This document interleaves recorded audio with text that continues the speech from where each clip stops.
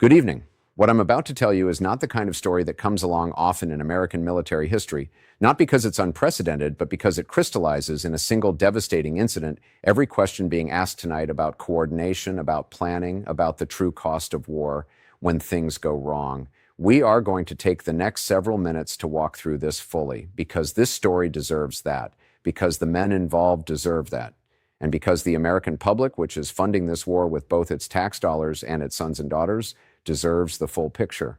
Here's what we know at this hour. At 11:03 p.m. Eastern Time on March 1st, 3 United States F-15E Strike Eagles flying in support of Operation Epic Fury went down over Kuwait due to an apparent friendly fire incident. 3 American fighter jets, gone, not shot down by Iran, not destroyed by an enemy missile, not lost to hostile fire from the nation we went to war against. The U.S. Air Force fighter jets were mistakenly shot down by Kuwaiti air defenses. Kuwait, one of America's longest-standing military partners in the Gulf, a nation that hosts thousands of American troops, American aircraft, American infrastructure, a nation that stood with us when we needed them most. Let that sink in for a moment. All 6 aviators, 3 pilots, and 3 weapons systems officers have been recovered and are in stable condition. And tonight, before we go any further, we need to say clearly and without qualification, thank God for that. Thank God for ejection seats, for parachutes, and for the Kuwaiti civilians who ran toward those pilots when they landed. Footage captured by people on the ground showed Kuwaiti locals approaching one of the downed American pilots. The first words heard on camera, "Are you okay? Thank you for helping us." In the middle of a war zone, in the chaos of drones and missiles and burning aircraft falling from the sky, that is the human moment that anchors all of this. These are real people, real families. And tonight, those families got the phone call they prayed for, the one that says, "Your pilot is safe." But the aircraft are not safe. The aircraft are wreckage. And what those aircraft represent, in dollars, in military capability, in strategic messaging, is the story we have to tell tonight. One of the videos captured the moment of impact. The aircraft was seen flying straight and level before an explosion took place. In other footage, a jet was seen spiraling to the ground in a flat spin. In separate footage, pilots could be seen parachuting toward the ground surrounded by smoke. This is not classified imagery. This is open source video, geolocated and verified, circulating across the internet and every news platform on the planet. The location of one of the videos was geolocated to Al Jarrah, Kuwait. These images are not going away, and every adversary of the United States, every intelligence service, every propaganda operation, every state actor watching this conflict has already downloaded them, analyzed them, and is right now deciding what they mean. Let's talk about who was flying these aircraft. The Air Force had massed dozens of fighters in the region in the run-up to this conflict, including F-15Es from the 4th Fighter Wing at Seymour Johnson Air Force Base in North Carolina, others from the 48th Fighter Wing at RAF Lakenheath in the United Kingdom, and the 366th Fighter Wing at Mountain Home Air Force Base in Idaho. The crewman's helmet decoration in one of those videos appears to be an exact match with one belonging to the 335th Fighter Squadron out of Seymour Johnson AFB in North Carolina. These are not anonymous aircraft with anonymous crews. These are American men from American squadrons, from American bases, with families and histories and careers built on decades of training. And 3 of those aircraft, representing entire combat wings worth of preparation, are now on the ground in Kuwait. Here's what we're learning tonight about the financial cost, and I want you to stay with me on this because the numbers are staggering.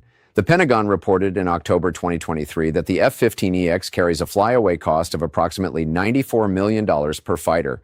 When broken down by production lot, costs ranged from around $90 million to $97 million per aircraft. 3 aircraft. At those prices, you are looking at approximately $280 to $282 million in aircraft hardware alone, destroyed in a single incident in a single night. $280 million, falling from the sky over Al Jarrah, Kuwait, at 11:03 p.m. on a Sunday night. To put this in perspective, $280 million is the annual operating budget of a mid-sized American city. It is the full construction cost of multiple public schools. It is bridge repairs, water system upgrades, veteran services, rural hospital funding. $280 million is not an abstraction. It is a real number with real consequences for real people, and it burned up in the Kuwaiti desert overnight. And understand that $94 million flyaway cost doesn't come close to capturing the full picture. Even at that price point, the aircraft remained void of advanced systems like the Eagle Passive Active Warning Survivability System, the EPOS-S jamming and electronic warfare suite. Then there are the weapon systems on board, the classified avionics, the targeting pods, the precision munitions, and perhaps most irreplaceable of all, the years of training embedded in those 6 crew members, the simulators, the flight hours, the combat experience. the institutional knowledge that cannot be printed in a budget document. The true cost of last night's incident will never fully appear on any Pentagon balance sheet. Now, let me be clear about what happened operationally, because this is where the questions get harder and where the story becomes most important. The three F-15E Strike Eagles were engaging Iranian aircraft, ballistic missiles, and drones when they were hit by friendly fire. Understand the environment these pilots were flying in. Iran launched dozens of drones and ballistic missiles throughout the Persian Gulf in addition to targeting Israel, as well as U.S. military bases in Jordan, Kuwait, Bahrain, Qatar, Iraq, Saudi Arabia, and the United Arab Emirates. During the opening hours of this conflict alone, Iran launched roughly 420 missiles across 9 countries and ships at sea. 420 missiles, 9 countries. These aircrews were not flying a routine patrol. They were operating in one of the most complex, most saturated, most dangerous air defense environments in modern military history. Every radar screen in the region was lighting up simultaneously. Every air defense battery from Kuwait City to Riyadh was tracking hundreds of simultaneous contacts. And in that environment, that churning, overwhelming, technically demanding environment, Kuwait's air defenses locked onto 3 United States Air Force jets and fired.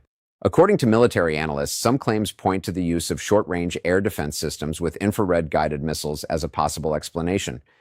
The F-15E is not equipped with missile warning sensors for infrared-guided missiles, meaning the crew would not receive a warning if one was flying toward them, compared to radar-guided missiles. The aircraft was reportedly flying over friendly territory in Kuwait, where the crew would not necessarily expect a surface-to-air threat against them. Read that again. These pilots were flying over territory they believed was safe. They had no warning system capable of detecting the type of missile believed to have struck them. They were engaged by a threat they had no electronic means of seeing coming. This is not a failure of pilot skill or courage. This is a systems failure, a deconfliction failure, a communication failure somewhere in the chain of command that was supposed to prevent exactly this. How does this happen? That is the question being asked in every operations center in the military tonight. Modern air warfare is built around IFF, Identification Friend or Foe systems. Every military aircraft broadcasts a digital transponder signal that is supposed to tell Allied forces instantly and unambiguously, this aircraft is one of ours. Do not engage. Those systems exist precisely so that when the skies fill with aircraft and drones and missiles from multiple directions, friendly aircraft don't end up in the crosshairs of the forces protecting them. The investigation will eventually tell us whether those IFF systems failed, whether they were overwhelmed, or whether the situation on the ground degraded so rapidly that Kuwaiti operators simply could not distinguish between the hundreds of incoming Iranian threats and 3 American jets flying in the same airspace. Retired U.S. Air Force veteran Denver Riggleman, who mission-planned F-15Es for a living, addressed this incident directly.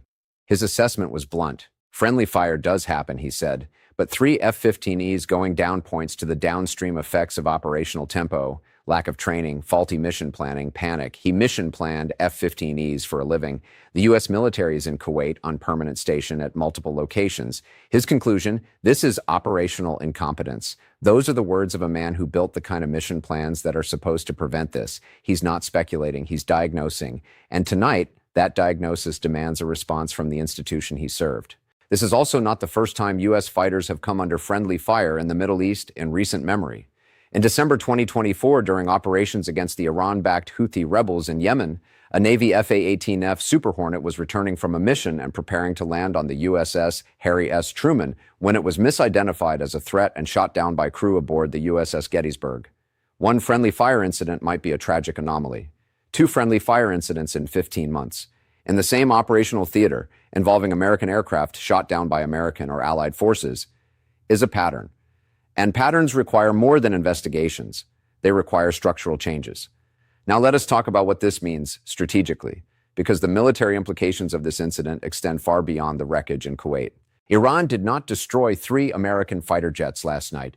Let me say that clearly one more time. Iran did not shoot down these aircraft. Iran's air defenses, Iran's missiles, Iran's pilots, none of them are responsible for the loss of these 3 F-15Es. We did this, our ally did this, in our airspace, to our aircraft during our operation. And from Tehran's perspective tonight, from the perspective of whatever remains of Iran's leadership structure after the opening strikes of Operation Epic Fury, that is a gift they did not earn and could not have planned. Without firing a single additional shot at these aircraft, without expending a single surface-to-air missile from their own inventory, they can now claim, credibly, with video evidence, that American air power suffered a catastrophic loss over the Persian Gulf. Iranian state media will broadcast this footage. It will be translated, subtitled, and distributed across every anti-American platform on the planet before this broadcast ends. That is the propaganda reality of what happened last night, and no Pentagon statement walks it back. Operation Epic Fury was described as one of the largest, most complex, most overwhelming military offensives the world has seen in a generation. The White House framed it as precision, as strength, as the decisive exercise of the world's most powerful military. And the president's own timeline for this operation was framed around a 4-week process. We are on day 3, and in the first 72 hours of that 4-week campaign, we have lost 6 American service members killed in action, 18 seriously wounded, and now 3 fighter jets worth roughly $280 million, not to the enemy we went to fight, but to the fog of a battlefield we apparently weren't fully prepared to navigate. The question isn't whether the mission is just. The question is whether the execution is equal to the mission. Let's talk about the 6 Americans killed in Kuwait, because they deserve to be named in this broadcast, even as their families are still being notified. The first American service members to die in Operation Epic Fury were killed by a direct Iranian strike on a makeshift operations center at the Shuaibah port in Kuwait. 2 sources with direct knowledge of the attack indicated they did not recall hearing the warning sirens that are commonly associated with counter-battery systems designed to detect incoming enemy ordnance. The warning siren had reportedly worked all week prior to the strike, but in prior incidents, some of the drones were already inside the base before the siren would sound. No warning. A drone that flew below or around the detection systems. A makeshift operations center, described as a triple-wide trailer, hit directly, with fire so intense it took hours to recover all the remains. The death toll from that attack has since risen to 6, after CENTCOM announced that the remains of 2 additional service members were recovered. 6 Americans killed, 18 seriously wounded, 3 F-15Es destroyed by friendly fire, and an embassy in Kuwait City issuing security alerts, telling American personnel to shelter in place while smoke rose from the direction of the compound. The U.S. Embassy in Kuwait issued a warning of continuing threats of missile and drone attacks and urged the public not to come to the embassy. U.S. personnel were directed to shelter in place. The American embassy, the sovereign diplomatic territory of the United States, was sufficiently threatened that it shut its doors. The State Department is urging Americans to depart immediately from a list of countries that includes Bahrain, Egypt, Iran, Iraq, Israel, Jordan, Kuwait, Lebanon, Oman, Qatar, Saudi Arabia, Syria, the United Arab Emirates, and Yemen. That is nearly the entire map of the Middle East. Americans have been told to leave 14 countries, and yet the operation continues. Here's what makes this even more remarkable from a coalition standpoint. Kuwait is not simply an ally, Kuwait is the ally. The U.S. has historically deployed troops to multiple locations in Kuwait, including Camp Arifjan, Camp Buehring, and Ali al-Salem Air Base. Ali al-Salem Air Base, which also hosted coalition soldiers, was itself targeted by Iranian ballistic missiles on the first night of the operation, so Kuwait was simultaneously absorbing Iranian missile strikes and conducting air defense operations in the same airspace where American jets were flying combat missions. That is an extraordinarily complex operational picture. And while none of that complexity excuses the outcome, 3 downed American jets, it helps explain the conditions that produced it. Speaking to reporters at a Pentagon press conference Monday morning, Air Force General Dan Kane, chairman of the Joint Chiefs of Staff, acknowledged the incident. He said he was aware of the loss of 3 U.S. Air Force F-15Es overnight in the region. He expressed gratitude for the safety of the crews and confirmed this was not the result of hostile enemy fire. He noted the matter is under investigation and declined to comment further. Not from hostile enemy fire. Under investigation. No further comment. That is a deliberate institutional silence around everything the American people deserve to know. And that silence will be filled by this network and every other with the facts that are already publicly available. According to military sources familiar with Allied air operations in the Gulf, the challenge of coordinating air defense in this environment is genuinely staggering. When Iran launches 420 missiles and drones across 9 countries in a matter of hours, every Allied air defense system in the theater goes into autonomous threat response mode. Reaction windows collapse from minutes to seconds. Human operators are watching screens that look like a video game designed to overwhelm. Hundreds of tracks, dozens of simultaneous engagements, with the constant knowledge that anything they miss could hit a base full of American troops. In that environment, IFF transponders are not magic. They are signals, and signals can fail, be jammed, be misread, or simply not be processed fast enough by a system under maximum stress. This is not an excuse. It is a context, Because the question the investigation must answer is not just what went wrong, it's whether it was foreseeable and whether it was preventable. And if the answer to either of those questions is yes, then the accountability that follows must be genuine and substantial. 3 American jets and $280 million is not a rounding error in a military budget. It is a catastrophic operational failure. And catastrophic operational failures in a military that prides itself on the precision and professionalism that presidents invoke every time they send troops into harm's way demand more than an investigation. They demand answers. They demand changes. And they demand honesty about what happened and why. This is not the first time an F-15 Strike Eagle was lost in the opening stages of a conflict. In March of 2011, an F-15E Strike Eagle belonging to the 492nd Fighter Squadron out of RAF Lakenheath crashed approximately 40 kilometers east of Benghazi during the opening of operations in Libya. Both crew members ejected safely. But this, 3 aircraft in a single incident to friendly fire from an allied nation, this is different in scale and in implication, and it comes in a conflict that by any measure is the largest American military operation in a generation. During the first 12 hours of Operation Epic Fury alone, U.S. forces carried out hundreds of strikes against Iranian targets. American and Israeli aircraft hit targets across Tehran, Isfahan, Qom, Karaj, and Kermanshah. The scale of what is being prosecuted is unlike anything this region has seen since the Gulf War. And in that scale, in the speed, the volume, the simultaneous demands on aircraft crews, air traffic controllers, air defense batteries, and command and control networks, the conditions for exactly this kind of tragedy were, if not inevitable, then at minimum foreseeable. When you put this many aircraft in this much airspace under this much pressure, the margin for catastrophic error narrows. The families of these 6 crew members are watching tonight. 3 pilots, 3 weapons systems officers. They are safe, they are recovered, they are stable. And that is a profound mercy in a story that offers precious few. But they are also the human faces of a failure. Not of their skill, not of their courage, not of their professionalism, but of the systems that were supposed to protect them from the forces ostensibly on their side. These are American men who flew into a war and were shot down before they could fight the enemy. They deserve to know that what happened to them will not happen to the next aircrew. They deserve accountability. And they deserve the full truth of what put them in those ejection seats. Here's the bigger picture, and I want you to hold all of this together as we close tonight. Operation Epic Fury is, as the White House describes it, an operation of extraordinary ambition. It targeted key Iranian officials, military commanders, and critical facilities aimed at fundamentally reshaping the strategic landscape of the Middle East. The operation began with joint strikes by the U.S. and Israel across multiple Iranian cities, including the capital. The objectives are sweeping, the stakes are generational, and the opening days have produced genuine military results. Iranian assets destroyed, air defenses degraded, command structures disrupted. We should not lose sight of that.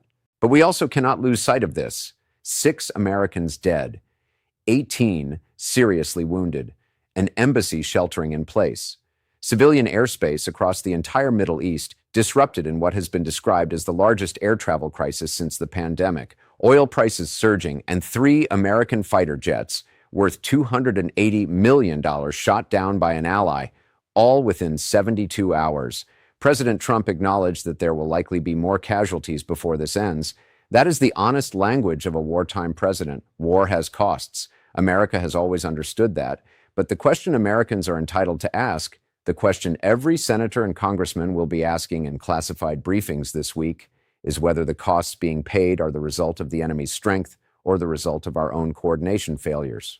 Because there is a difference. When an American service member dies because the enemy outfought us, that is the terrible price of war.